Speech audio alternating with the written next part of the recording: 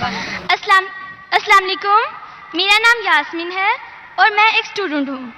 मेरा सवाल डॉक्टर जाकिर नाइक से है कि मेरे वालिद ख्वारिज हैं।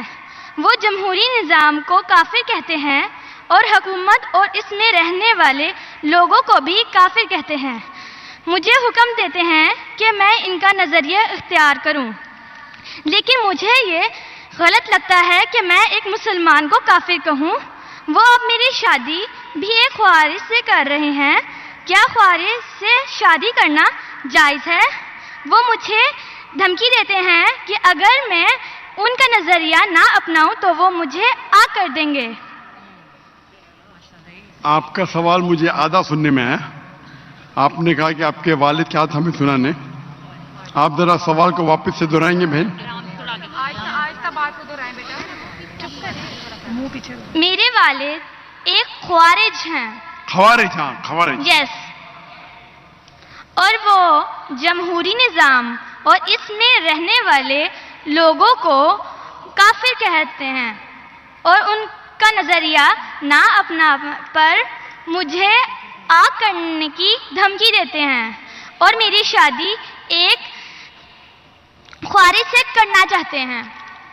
क्या ख्वारिज से शादी करना जायज़ है? बहन जी, मुसलमान को सिर्फ मुस्लिम से शादी करना चाहिए। क्या ख्वारिज एक काफिर है? आपने कोई खवारिज मतलब एग्जिट, खवारिज मतलब वो इस्लाम को छोड़ चुका है। वो मेरे फादर हैं। अब फादर हो कोई भी हो, अगर आपने खुद कहा कि मेरे वालिद खवारिज है, खवारिज मतलब जो इस्लाम से दूर जाता है, तो जो इस्लाम से दूर जाता है और इस्लाम के खिलाफ जाता है उसे कहते हैं खारिज। मतलब जो तो इन सब में मेरे लिए क्या हुक्म है? आपके लोगों में क्या मुसलमान से शादी करो। कुरान की आयत है सूरह बकरा की, सूरह नंबर 2 आयत नंबर 221 के अपने औरतों को मुश्रिक से शादी न करे या गैर मुस्लिम से शादी न करे तब तक वो मुस्लिम ना बने, मोमिन ना बने। एक शख्स जो स्लेव हो, कितना भी गरीब हो, वो बेहतर है उस शख्स से, उस मुश्रिक से, उस गैर मुस्लिम से, चाहे वो कितना भी आपको मुतासिर करे। और फिर आयत कंटिन्यू होती है कि आप कोई मुश्रिका से शादी न करें जब तक वो मोमिना ना बने। तो इस्लाम में साफ कहा गया है कि आप एक मुस्लिम से शादी करना चाहिए। तो कुरान में ये भी तो लिखा है कि जो एक इंसान का वली होता है, और अगर वो ये बात ना माने कि मैं एक मुसलमान से शादी करूं तो इस मामले में क्या करूं? बहन जी, ये कुरान में नहीं लिखा है, हदीस में लिखा है। हदीस में लिखा है कि शादी करने के लिए खातून को, औरत को वली की जरूरत है और वली वालिद है। लेकिन इसमें इख्तिलाफ है। हनफी मजहब में ये जरूरी नहीं, फर्ज नहीं है। अगर वली वालिद इजाजत नहीं देते तो देना अच्छी बात है, लेकिन फर्ज नहीं है। बाकी 3 अइम्मा में वली वालिद होना जरूरी है। लेकिन आपके केस में अगर वालिद खवारिज है तो ये आता ही नहीं मामला। ये उनके लिए, बहन जी आप बीच में दखल अंदाजी देते रहेंगे तो कैसा मैं जवाब दूं?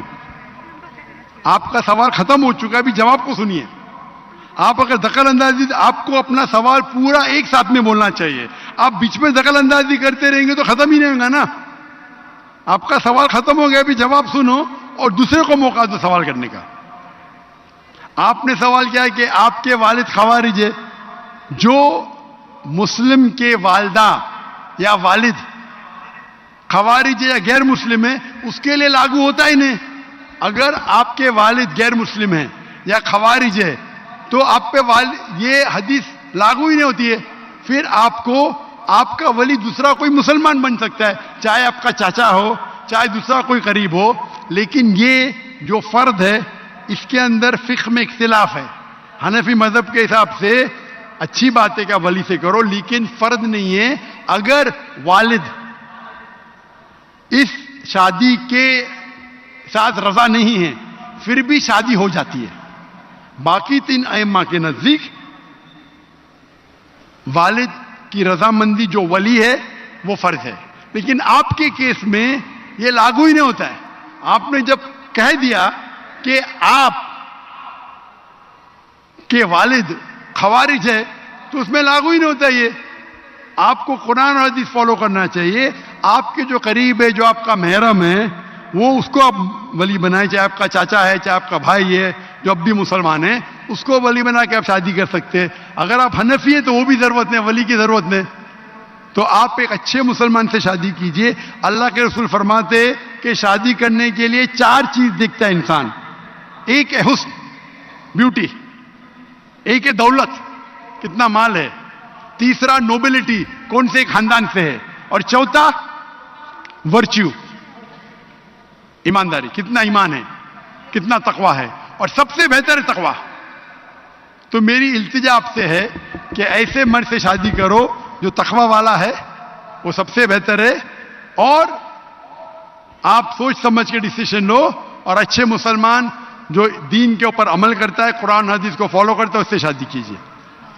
धर्म आया, हिंदुइज्म आया, फिर बुद्धिज्म आया, फिर जैनिज्म आया, फिर सिखिज्म आया, लफड़ा झगड़ा नहीं हुआ।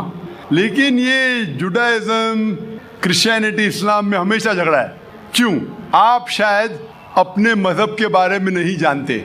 आपने महाभारत पढ़ी? महाभारत पढ़ी आपने? पूरी महाभारत में झगड़ा ही झगड़ा है।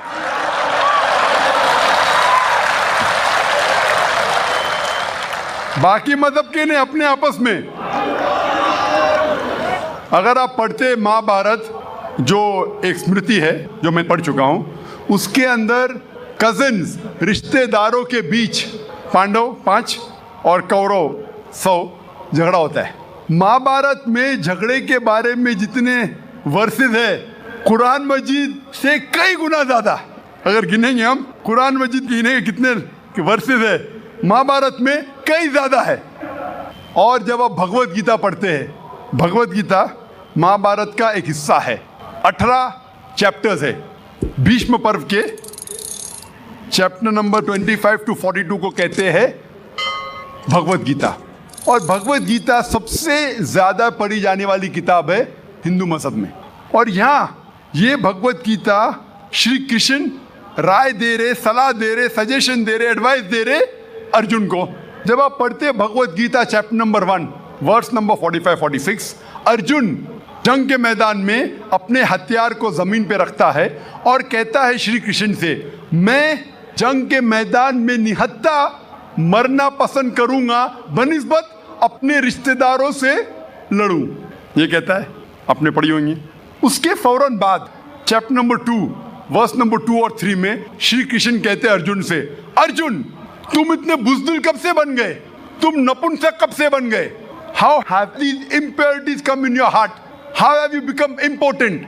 वो कहते हैं कि क्षत्रिय का धर्म है लड़ना। फिर वर्स नंबर 31, 32, 33 में कहते हैं, वो क्षत्रिय खुशनसीब है जिसे लड़ने का मौका मिलता है। अगर आप लड़ेंगे तो आप स्वर्ग में जाएंगे, लड़ेंगे नहीं तो स्वर्ग में नहीं जाएंगे। कौन कहता है? श्री कृष्ण एडवाइस देते हैं अर्जुन को। अगर मैं कहूँगा कि आपके श्री कृष्ण कहते हैं कि रिश्तेदारों का कत्ल करो, ये शैतानी हरकत है। अगर मैं कहूँगा कि आपके हिंदू मजहब की किताब में सिखाया जाता है कि रिश्तेदारों का कत्ल करो, ये शैतानी हरकत है, वो हिंदू मुझसे कहता है लेकिन ये जंग है हक और बातिल के दरमियान। मैं बोला कुरान मजीद में भी वही लिखा है, हक और बातिल के दरमियान। मैं जानता हूं हिंदू मजहब में ये नहीं लिखा है कि रिश्तेदार कत्ल करो, लेकिन हक के लिए लड़ना भी पड़े, नो प्रॉब्लम। चाहे वो आपके रिश्तेदार हो, चाहे वो आपके वालिदैन हो, नो प्रॉब्लम। तो ये श्री कृष्ण कहते अर्जुन से। और जो क्रिटिक्स ऑफ इस्लाम उछालते मोहम्मद सल्लल्लाहु अलैहि वसल्लम की हदीस को, सही बुखारी की जिल्द नंबर 4 हदीस नंबर 46 किताब जिहाद में अल्लाह के रसूल कहते कि जो भी मुजाहिद जिहाद के लिए जाता है, अगर उसका कत्ल होता है तो वो जन्नत पे जाता है, अगर वो जिंदा वापस लौटता है तो उसे इस दुनिया का माल मिलता है। अक्सर क्रिटिक्स इंक्लूडिंग अरुण शूरी इस हदीस को उछालकर कहते कैसा मजहब है, लड़ने को कहता है, मर जाते लड़ाई में तो जन्नत मिलती है, वरना इस दुनिया की दौलत। अगर आप भगवत गीता पढ़ेंगे चैप्टर नंबर 2 वर्स नंबर 37, उसमें श्री कृष्ण कहते हैं अर्जुन से, अर्जुन उठो और लड़ो, अगर आप मर जाएंगे, कत्ल हो जाएगा, आप जाएंगे स्वर्ग में, अगर जिंदा वापस लौटेंगे तो दुनिया की दौलत मिलेंगी। हू बहू जो सही बुखारी में मोहम्मद सल्लल्लाहु अलैहि वसल्लम ने कहा वही कहते श्री कृष्ण अर्जुन से। मुझे लगता है कि अरुण शूरी ने भगवत गीता पढ़ी नहीं, अगर पढ़ी होती तो इस्लाम के खिलाफ नहीं लिखते। तो आपको सही जानने के लिए दोनों किताबों का मुताला करना पड़ेगा। आप कह रहे हिंदुइज्म आया, बुद्धिज्म आया, अशोका क्या किया, लाखों लोगों को मारा, आप बोलते कत्ल हुआ ही नहीं, आप शायद भूल गए, आपने हिंदुस्तान की तारीख पढ़ी ही नहीं। तो हिंदुस्तान की तारीख आप पढ़ेंगे, यहाँ भी कई लाखों लोगों का कत्ल हुआ है, ना ही सिर्फ महाभारत के अंदर लिखा है। आप देखेंगे अशोका फिर वो दुनिया को त्याग करता है और फिर वो संत साधु बन जाता है, लेकिन पहले तो कत्ल किया किसने। तो आप देखेंगे हिस्ट्री में यहाँ भी कत्ल हुआ, जुडाइज्म में भी है, क्रिश्चियनिटी में भी है, इस्लाम में भी है। जहाँ भी आप देखते कुछ जगह जो झगड़ा हुआ, लड़ाई हुई, वो हक और बातिल के दरमियान, सही है। और कई जगह आप देखेंगे मासूम लोगों का कत्ल किया गया। आप जानते हैं in the history of the world in the name of religion, मजहब के नाम पे जो सबसे ज्यादा कत्ल किए वो क्रूसेडर्स ने, ईसाईयत के नाम पे लाखों लोगों को कत्ल किया, ईसाईयत के नाम पे। अगर आप देखेंगे एक शख्स जिसने सबसे ज्यादा कत्ल किया दुनिया में, कौन है? सबसे ज्यादा कत्ल किसने किया दुनिया में? हिटलर जूस का कत्ल किया, 6 मिलियन, कितने 60 लाख लोगों का कत्ल किया। मैं ये नहीं कह सकता हूं कि ईसाईयत गलत है। अगर हिटलर ने 60 लाख यहूदी का कत्ल किया, मैं ये नहीं कह सकता हूं कि ईसाईयत और बाइबल ये सिखलाती है। मैं बाइबल पढ़ा हूं, क्योंकि हिटलर ने 60 लाख यहूद का कत्ल किया, हम ईसाईयत को दोष नहीं दे सकते। लेकिन मैं जानता हूं कि ईसाईयत के नाम पे जो होली वॉर कहा जाता है, क्रूसेडर्स ने हजारों लोग को अपने सिर्फ मजहब को कन्वर्ट करने के लिए लाखों लोग का कत्ल किया। तो आप देखेंगे कई तारीख है, हिंदुस्तान में है, हिंदुस्तान के बाहर भी है, हिंदुइज्म में भी है, बुद्धिज्म में भी है, आप देखेंगे क्रिश्चियनिटी में भी है, इस्लाम में भी है। लेकिन जब टकराव होता है हक और बातिल का, तो हक के लिए बातिल के खिलाफ हमें लड़ना ज़रूरी है। तो ये आपकी गलतफहमी है। आपका दूसरा सवाल, क्या टेररिस्ट लोग ने, कुछ टेररिस्ट लोग ने इस्लाम को बदनाम किया है, और आपने कहा कि हम अच्छा काम कर रहे हैं, हक को फैला रहे, अमन को फैला रहे।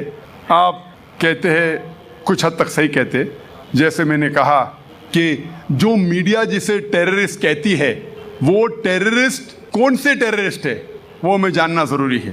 कौन से टाइप के टेररिस्ट है, कि वो जो लोग जो गलत काम कर रहे हैं उनके दिल में दहशत पैदा करे तो सही किस्म के टेररिस्ट है। जैसे भगत सिंह टेररिस्ट था लेकिन अच्छा था, उस तरीके से अगर कोई मुसलमान गलत लोगों के साथ लड़ रहे हैं हक के लिए तो सही है। लेकिन मैं ये भी जानता हूँ कि there are black sheep in a community, कुछ मुसलमान सिर्फ नाम के लिए, और अक्सर लोग समझते, ना ही गैर मुस्लिम, मुसलमान भी समझते हैं, वो जिहाद क्या समझते हैं, अगर कोई भी मुस्लिम किसी वजह से लड़ रहा है, चाहे वो ज़ाती फ़ायदे के लिए हो, चाहे वो नाम के लिए हो, चाहे पैसा के लिए हो, चाहे ज़मीन के लिए, उसे कहते हैं जिहाद। ये गलत फहमी है। जिहाद की मानी ये नहीं कि कोई भी मुसलमान कोई भी जो जंग करता है, चाहे ज़ाती फ़ायदे के लिए हो, चाहे नाम के लिए हो, पैसे के लिए हो, ज़मीन के लिए हो, उसे जिहाद नहीं कहते। जिहाद आता है लफ्ज़ जहादा से, means to strive, to struggle. जिहाद इस्लामिक टर्मिनोलॉजी में to fight against one's own evil inclination, हमारी खुद की गलत नफ्स से झगड़ना, जिहाद करना, उसे कहते हैं सही जिहाद। माशरे को सुधारना को कहा गया है जिहाद। जंग के मैदान में सेल्फ डिफेंस में लड़ना, उसे कहा गया जिहाद। तो मीडिया इसे गलत फैला रही है। अगर आप जानना चाहते हैं कि सही में टेररिस्ट कौन है जो सही तौर पे मासूम लोग के दिल में दहशत पैदा कर रहा है, नंबर 1 टेररिस्ट आज की तारीख में, पुरानी बात छोड़ दीजिए, आज के तारीख में मासूम लोगों के दिल में दहशत पैदा कर रहा है, मेरे हिसाब से नंबर 1 टेररिस्ट है जॉर्ज बुश। आप जानते हैं कि सबसे ताकतवर मुल्क यूएसए सबसे कमजोर मुल्क अफगानिस्तान पे बॉम्ब फेंक रहा है। ये क्या मर्दानगी है क्या? इसे मर्दानगी कहते हैं। बॉम्ब फेंक रहा है ऊपर से, और हम देखते हैं किसके लिए इल्ज़ाम लगाते बिन लादेन पे। मैं बिन लादेन का दोस्त नहीं हूँ, मैं ये नहीं कहता हूँ बिन लादेन अच्छा है कि बुरा है। ओसामा बिन लादेन को मैं मिला नहीं हूँ, मैं जानता भी नहीं हूँ, तो ये मैं नहीं कहता हूँ कि ओसामा बिन लादेन टेररिस्ट है क्या नहीं। लेकिन अगर मान भी लो, जितने प्रूफ है सब गलत है। अफगानिस्तान बोलती है यूएसए से आप हमको प्रूफ दो, वो प्रूफ देते मुशर्रफ को, टोनी ब्लेयर को। प्रूफ मांग रहे अफगान लोग, दे रहे मुशर्रफ को, टोनी ब्लेयर को। ये किधर का इंसाफ है? क्योंकि उनके पास प्रूफ है ही नहीं। अगर मान भी लो बहस के तौर पे, फॉर सेक ऑफ आर्ग्यूमेंट, अगर एक शख्स ने ऐसा गलत काम किया, आप एक शख्स के लिए क्या सारे देश के ऊपर बम डाल सकते? 1000 लोग का कत्ल कर रहे, क्या हक है उनको? फिर जाते इराक के पास 1000 लोग को मारते। मैं ये नहीं कहता सद्दाम हुसैन अच्छा इंसान है, मैं ये नहीं कहता हूँ, मैं जानता हूँ काफ़ी गलतियाँ की, लेकिन जो इराकी लोग सद्दाम हुसैन के टाइम पे जो उनको तकलीफ हो रही थी, अभी उससे कई ज़्यादा हो रही है, कई ज़्यादा। कौन कर रहा है? George Bush. ये तो मैंने 5 साल पहले कहा था ऑस्ट्रेलिया में, जब मुझे अमेरिकन कॉन्सुलेट ने पूछा था सवाल कि do you consider Osama bin Laden terrorist, तो मैंने उस वक्त कहा था, चंद महीने बाद, 2-3 महीने बाद, 11 सितंबर के बाद, I consider number 1 terrorist to be George Bush, और हेडलाइंस में आया था। आज तो कई लोग कहते हैं कि जॉर्ज बुश टेररिस्ट नंबर 1 है। अमेरिका में भी जब एक सर्वे हुआ था, एक प्राइवेट ऑर्गेनाइजेशन ने सर्वे की थी यूएसए में, जानने के लिए 3 नाम दिए उनने, कौन सबसे बड़ा टेररिस्ट है, Osama bin Laden, Saddam Hussein या जॉर्ज बुश। नंबर 1 हमेशा जॉर्ज बुश है। गैर मुस्लिम भी कहते हैं सबसे नंबर 1 टेररिस्ट है जॉर्ज बुश। सबसे लोएस्ट परसेंटेज उसको मिला 73%, और कुछ लोग ने 78% लोग ने कहा कि टेररिस्ट नंबर 1 है जॉर्ज बुश। अभी उन्हें पता लग रहा है 5 साल बाद, 6 साल बाद। मैं तो पहले कहा था। तो आप मुझसे पूछेंगे कि ये मीडिया ऐसे लोग को लेके उछाल रही है और मीडिया बदनाम कर रही, जो हालात हो रहे हैं, कोई भी मजहबी, चाहे टेम्पल हो, चाहे चर्च हो, चाहे मस्जिद हो, कुरान में लिखा है उसको डिस्ट्रॉय नहीं करना चाहिए। कोई भी, कुरान की आयत है, do not destroy temples, churches, places of worship, गलत है। तो कुरान में भी लिखा है। तो कोई भी शख्स ये करता है, टेम्पल या मस्जिद या मोनेस्ट्रीज या सिनेगॉग्स को तोड़ता है, तो ये इंसानियत के खिलाफ है और कुरान मजीद के खिलाफ भी है।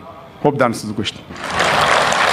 माई सेल्फ अनुराग जैन, और मैं एक स्टूडेंट हूँ। ज्यादा तो मैं नहीं जानता इस्लाम के बारे में, लेकिन जैसा आपने कहा तो मुझे ऐसा लगता है कि अल्लाह बहुत दयावान है, जो इंसानों पर और हर जीव पर यानी जानवर पर भी बहुत दया करता है। अब मेरा सवाल, मैं आपकी इस बात से बहुत सहमत हूँ कि किसी भी इंसान का कत्ल करना इंसानियत का कत्ल करना है, और मैं ये भी मानता हूँ कि इस्लाम धर्म दया धर्म है और इंसानियत का धर्म है। आपने कहा किसी भी इंसान का कत्ल करना इंसानियत का कत्ल करना है। क्या किसी जीव, किसी जानवर का कत्ल करना कहीं किसी मायने में दया और इंसानियत का कत्ल करना तो नहीं है? भाई साहब ने बहुत अच्छा सवाल किया कि इंसान का कत्ल करना इंसानियत की कत्ल करने के बराबर है, लेकिन क्या कोई जानवर का कत्ल करना इंसानियत की कत्ल करने के बराबर है क्या नहीं? और ये सवालात आप अगर पढ़ेंगे तो गलत फहमिया के नंबर 6 नंबर आता है गलत फहमिया में, कि लोग एतराज करते हैं कि इस्लाम क्यों जानवर खाने की इजाजत देता है, मांस खाने की इजाजत क्यों देता है। कई गैर मुस्लिम एतराज करते कि इस्लाम एक बहुत जल्लाद रिलीजन है। भाई साहब नहीं कह रहे, लेकिन बाकी लोग कहते कि एकदम मर्सीलेस रिलीजन है, धर्म में, जो जानवर का कत्ल करने के लिए कहता है। जवाब में ये कहना चाहूंगा भाई साहब कि एक मुसलमान अगर वो चाहे तो प्योर वेजिटेरियन, प्योर शाकाहारी रह के भी अच्छा मुसलमान रह सकता है। मांस खाना इस्लाम में फर्ज नहीं है, मांस खाना इस्लाम में फर्ज नहीं है। वो एक अच्छा मुसलमान रह सकता है शुद्ध शाकाहारी होके भी। लेकिन बट अल्लाह ताला फरमाते हैं कुरान मजीद में, सूरह मायदा में, सूरह नंबर 5 आयत नंबर 1 में, कि हमने कैटल बनाए, 4 पांव वाले जानवर बनाए जिसको आप खा सकते हैं। सिर्फ वो जानवर जिसके हमने नाम लिए उसको मत खाओ, जो आपके लिए हराम है। उसके अलावा आप सब जानवर खा सकते हैं। कुरान में लिखा है सूरह नहल में सूरह नंबर 16 आयत नंबर 5 में कि हमने आपके लिए कैटल बनाए, भेड़ बकरियां बनाए तो कि आप उसका गोश्त खा सके। कुरान में जिक्र है सूरह मोमिनीन में सूरह नंबर 23 आयत नंबर 21 में कि आप भेड़ बकरियों के गोश्त खा सकते। और कई आयतें हैं। हम पहले ये जान ले कि मेडिकल साइंस आज ये कहती है कि इंसान के जिस्म में हमको अमाइनो एसिड की जरूरत है, 22 अमाइनो एसिड की जरूरत है। इसमें से 8 अमाइनो एसिड्स जिस्म में पैदा नहीं होते, बाहर के खाने से लेना लाजिम है। और कोई भी वेजिटेबल फूड, कोई भी घास फूस, कोई भी फल में ये 8 के 8 अमाइनो एसिड है ही नहीं, लेकिन मांस में है और मच्छी में है। हाई लेवल ऑफ प्रोटीन है। High level of protein is present in the meat and in the fish. It is nutritious. Vitamin K है और आयरन भी है। अगर आप देखेंगे, अगर आप तहकीक करेंगे कि जो जानवर जो सिर्फ घास फूस खाते हैं, मिसाल के तौर पे गाय, भेड़, बकरी, उनके दांत को आप देखेंगे, उनके दांत चपटे हैं। Herbivorous set of teeth. वो सिर्फ घास खा सकते, मांस खा ही नहीं सकते। अगर आप उन जानवरों के दांत देखेंगे जो मांस खाते हैं, carnivorous animal like tiger, leopard, lion, शेर, शेर बब्बर, चीता, इनके दांत देखेंगे तो इनके नोकीले दांत है, कैनाइन सेट ऑफ टीथ। वो सिर्फ मांस खाते, घास फूस खा ही नहीं सकते। अगर आप जाके आईने में और हम लोग जाके आईने में देखेंगे अपने दांत, इंसान के दांत चपटे भी है, नोकीले भी है। अगर खुदा चाहता था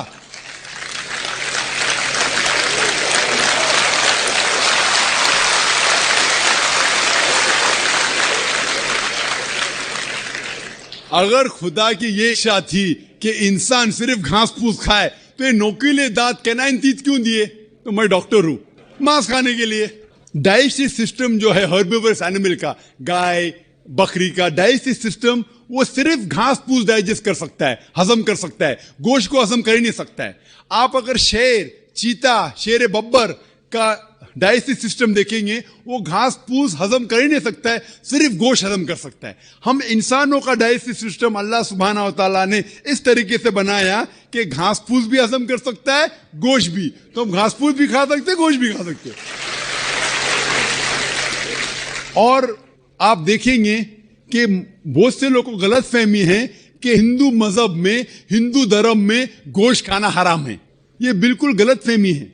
अगर आप पढ़ेंगे हिंदू धर्म की किताब, हिंदू धर्म की किताब पढ़ेंगे, मनुस्मृति अध्याय नंबर 5 श्लोका नंबर 30, उसमें लिखा हुआ है कि भगवान ने, खुदा ने कुछ जानवर को खाने के लिए बनाया है और कुछ जानवर को खा जाने के लिए। Some animals he has created to eat and some to be eaten. कुछ खाने के लिए और कुछ खा जाने के लिए। अगर आप उन जानवरों को खाते हैं जो खुदा ने खाने के लिए बनाया है तो आप कोई गुनाह नहीं करते। मनुस्मृति अध्याय 5 श्लोक का नंबर 30। आगे आप पढ़ेंगे मनुस्मृति अध्याय 5 श्लोक का नंबर 31 में लिखा हुआ है कि अगर आप जानवर का कत्ल करते हैं पूजा के लिए तो आप कोई गुनाह नहीं कर रहे। आगे पढ़ेंगे मनुस्मृति अध्याय नंबर 5 श्लोका नंबर 39 और 40, उसमें लिखा हुआ है कि खुदा ने सैक्रिफिस्ड एनिमल बनाया है, मतलब खुसूसन कुछ जानवर बनाया है तो कि सैक्रिफाइस की जाए और उसको खा सके। अगर आप उस जानवर का कत्ल करते हैं सैक्रिफाइस के लिए और खाते हैं जो अल्लाह ताला ने, भगवान ने बनाया है, तो आप कोई गुनाह नहीं करते। ऋग्वेद में है कि आप खा सकते हैं। ऋग्वेद में यह भी लिखा है कि आप भैंस खा सकते हैं, आप गाय खा सकते हैं। कितने श्लोक के मैं हवाला दे सकता हूं। अगर आप पढ़ेंगे महाभारत, देखो ऋग्वेद तो बहुत कम हिंदू लोग ने पढ़ा है, लेकिन महाभारत तो आप जानते होंगे, सुना होगा। महाभारत पढ़ेंगे अनुशासन पर्व चैप्टर नंबर 88, उसमें जो पांडव के सबसे बड़े भाई युधिष्ठिर, वो भीष्म से कहते हैं कि हम यज्ञ में, पूजा में क्या चीज देना चाहिए ताकि हमारे बाप दादा, हमारे पुरखों को सहूलत हो, आराम मिले, उन्हें पीस, अमन मिले, दे विल बी सेटिस्फाइड। तो भीष्म कहते हैं कि यज्ञ में, पूजा में अगर आप वेजिटेबल्स देंगे, घास फूस, फल, चावल देंगे, तो हमारे बाप दादा, हमारे पुरखों 1 महीने तक संतुष्ट रहेंगे। कितने महीने तक? 1 महीने तक। अगर आप मच्छी देंगे तो 2 महीना, अगर गोश्त देंगे तो 3 महीना। खरगोश देंगे तो 4 महीना, बकरी देंगे तो 5 महीना, सूअर देंगे तो 6 महीना, अगर परिंदा देंगे तो 7 महीना, हिरन देंगे तो 8 महीना। ये कंटिन्यू होता है, मेन्यू होता है ना होटल का मेन्यू, उस तरीके से कंटिन्यू होता है। और आगे लिखा गया है अगर आप भैंस देंगे तो 11 महीना, अगर गाय देंगे तो पूरे 1 साल। कौन कहता है? भीष्म कह रहा है युधिष्ठिर से, महाभारत अनुशासन पर्व चैप्टर नंबर 88। मैं हवाला दे रहा हूं, आप ये नहीं कहना चाहिए जाकिर भाई कुछ भी कह रहा है दिमाग से, मैं हवाला दे रहा हूं, ये आपके किताबों में लिखा हुआ है। उसके आगे लिखा हुआ है कि अगर आप राइनोसेरस देंगे, राइनोसेरस, तो हमेशा के लिए संतुष्ट रहेंगे। ऐसे कई चीजें हैं। वजह क्या थी कि हिंदू लोग शाकाहारी बन गए, कई हिंदू लोग। इसकी वजह यह है कि कई हिंदू लोग अहिंसा की तरफ जा रहे थे, वो बाकी मजाहिब से मुतासिर होके। मिसाल के तौर पे जैनिज्म में है कि आपको जानवर नहीं खाना चाहिए, और अगर उनसे पूछेंगे क्यों नहीं खाना चाहिए तो वो कहते किसी भी जीव की हत्या करना गलत है। और भाई साहब भी मुंडी हिला रहे, मैं भी इसको मानता हूं। अगर कोई भी इंसान बिना किसी जीव की हत्या किए जी सकता है तो मैं नंबर 1 हूंगा, number 1। Doctor Zakir Naik number 1 होंगे, क्योंकि मैं डॉक्टर हूं, मैं जानता हूं। लोग कहते हैं कि जानवर को खाना मतलब जीव की हत्या करना। ये पहले जमाने के अंदर जब साइंस टेक्नोलॉजी नहीं बढ़ चुकी थी तो उस टाइम लोग शायद इसे मानते थे। आज साइंस टेक्नोलॉजी बढ़ चुकी है, हम जानते हैं कि इवन जो प्लांट्स है, जो फल है और जो पौधे हैं, उनके पास भी जान है। तो आपकी लॉजिक फेल हो गई। अभी जब हमें ये पता चला कि पेड़ पौधे और फल की भी जान है तो लॉजिक में जरा तब्दीली आ गई। अभी लोग कहते हैं हमें पता है कि पेड़ पौधे की जान है, लेकिन पेड़ पौधे को दर्द का एहसास नहीं होता। ठीक है भाई, ये पहले की बात है। आज साइंस बढ़ चुकी है, हम जानते हैं कि पेड़ पौधे को भी दर्द होता है। वो हंस भी सकते, वो रो भी सकते, उनको भी दर्द होता है। लेकिन ये अलग बात है कि वो जब चिल्लाते हैं उनकी चीख हमारे कानों तक सुनाई नहीं देती, क्योंकि इंसान सिर्फ 20 साइकिल से लेके 20,000 साइकिल पर सेकंड तक सुन सकता है। इसके ऊपर इसके नीचे इंसान सुन नहीं सकता। क्योंकि हम पेड़ पौधे की चीख नहीं सुन सकते, उसका मतलब ये नहीं कि हम उनकी हत्या कर सकते। एक शख्स था जो मुझसे बहुत बहस कर रहा था। वो जाकिर भाई, मैं मानता हूं कि पेड़ पौधे की जान है, पेड़ पौधे को दर्द होता है, लेकिन ये जानवर के 5 सेंसेस है, 5 समझ है। ये पेड़ पौधे के 2 या 3 कम है, सिर्फ 3 सेंसेस है। तो इसीलिए जानवर को कत्ल करना बड़ा गुनाह है, पेड़ पौधे को कत्ल करना कम गुनाह है। तो मैंने कहा कि मिसाल के तौर पे बहस के लिए मान लो आप सही है, फॉर सेक ऑफ आर्ग्यूमेंट, बहस के तौर पे मान लो आप सही है। तो मैंने उनसे कहा आपका अगर भाई पैदा होता है गूंगा और बहरा, 2 सेंसेस लेस, ना वो सुन सकता है ना बोल सकता है, उसके बाद अगर वो बड़ा होने के बाद कोई आके उसका कत्ल करता है तो आप जाके जज से कहेंगे मी लॉर्ड कातिल को कम सजा दो क्योंकि मेरे भाई के 2 सेंसेस कम थे।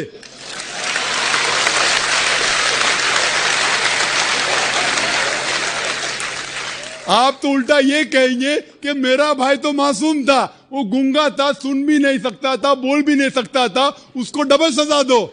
यहाँ जज हजरत बैठे हुए इधर। लेकिन इस्लाम में ऐसा नहीं होता है कि 2 सेंसेस कम 2 सेंसेस ज्यादा। अल्लाह ताला फरमाते सूरह बकरा में सूरा नंबर 2 आयत नंबर 168 में, या अल्लज़ीना आमनू, ओ मोमिनो, आप वो खाओ जो आपके लिए हलाल है। जो हलाल है आप खा सकते। आप जो सांस ले रहे, भाई साहब सांस ले रहे, आपको पता है कि millions of germs are dying. ये जरासीम जो आप सांस लेके, उनको भी जान है। आप अगर 5 मिनट तक सांस नहीं लेंगे आप मर जाएंगे। हर मिनट में आप हत्या कर रहे हैं, आपको पता है। लेकिन ये जो जानवर है, पेड़ पौधे है, जरासीम है, ये आलमी भाईचारे में नहीं आते। इनका कत्ल करना आम तौर से हराम है। लेकिन अगर आपको जीने के लिए इनका कत्ल करते हैं अल्लाह का नाम लेते हुए कि हम इनको कत्ल कर रहे हैं, तो ये गुनाह नहीं है। लेकिन सिर्फ हमारे निशानेबाजी के लिए अगर मैं कोई जानवर का कत्ल करता हूं वो हराम है। लेकिन खाने के लिए अगर मैं जानवर का कत्ल करता हूं या पेड़ पौधे काटता हूं खाने के लिए, तो ये इस्लाम में इजाजत है। जो जानवर की इजाजत है, जो जानवर हलाल है उसको आप काट सकते हैं, खाने के लिए, सिर्फ निशानीबाजी के लिए नहीं। तो आप देखेंगे आम हिंदू के जो है ना आलमी भाईचारे, उसके अंदर पेड़ पौधे भी आपके भाई है, जानवर भी भाई, जो इस्लाम में नहीं। इस्लाम में आलमी भाईचारे के लिए हर इंसान आपका भाई है, भले अमेरिका में हो, इंडिया में हो, यूके में हो, काला हो, गोरा हो, वो आपका भाई है। लेकिन जानवर आपके भाई नहीं है, लेकिन जानवर का भी हुकूक कुरान और हदीस में दिया गया है। लेकिन जो जानवर की इजाजत दी गई है खाने के लिए, उनको हम खा सकते। होप ये जवाब आपके लिए काफी है। आपने ये कहा कि पेड़ पौधों को यदि हम खाते हैं तो कुछ सुनाई देने की आपने बात कही थी, लेकिन हम ऐसा तो कर ही सकते हैं, जिन बच्चों की हमें चीख या किसी भी चीख सुनाई दे रही है उसको रोने से रोक सकते हैं। दूसरा, जो चाइना में नवजात शिशु खाए जाते हैं, यदि कोई इस्लाम धर्म का अनुयायी उनका अल्लाह का नाम लेकर यदि खाता है तो क्या ये उचित है? मैंने एक अखबार में कटिंग पढ़ी थी कि वहां न्यू बॉर्न चाइल्ड वहां खाए जाते हैं, तो क्या इस्लाम में इस तरीके की इजाजत है? आपने ये कहा कि पेड़ पौधों को यदि हम खाते हैं तो कुछ सुनाई देने की आपने बात कही थी, लेकिन हम ऐसा तो कर ही सकते हैं, जिन बच्चों की हमें चीख या किसी भी चीख सुनाई दे रही है उसको रोने से रोक सकते हैं। दूसरा, जो चाइना में नवजात शिशु खाए जाते हैं, यदि कोई इस्लाम धर्म का अनुयायी उनका अल्लाह का नाम लेकर यदि खाता है तो क्या ये उचित है? मैंने एक अखबार में कटिंग पढ़ी थी कि वहां न्यू बॉर्न चाइल्ड वहां खाए जाते हैं, तो क्या इस्लाम में इस तरीके की इजाजत है?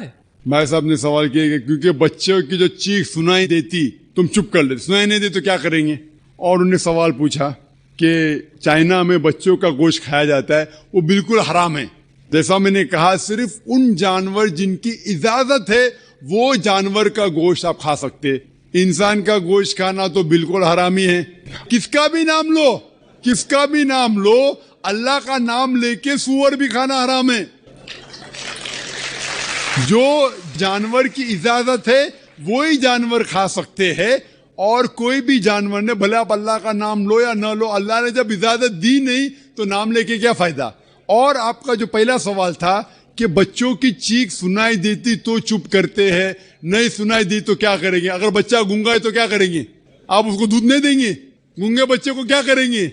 आप और उसको तवज्जो देंगे कि उसकी चीख सुनाई नहीं देती, तो इसीलिए मैं और तवज्जो दूंगा कि दूध टाइम पे मिले। वो जिसको चीख सुनाई देती है, दूध नहीं मिला तो रोएगा, तो मुझे मालूम पड़ेगा। तो माँ गूंगे बच्चों की और तवज्जो करेंगे, इसीलिए आपको पेड़ पौधे की तवज्जो और देना चाहिए, क्योंकि आपको चीख सुनाई नहीं देती।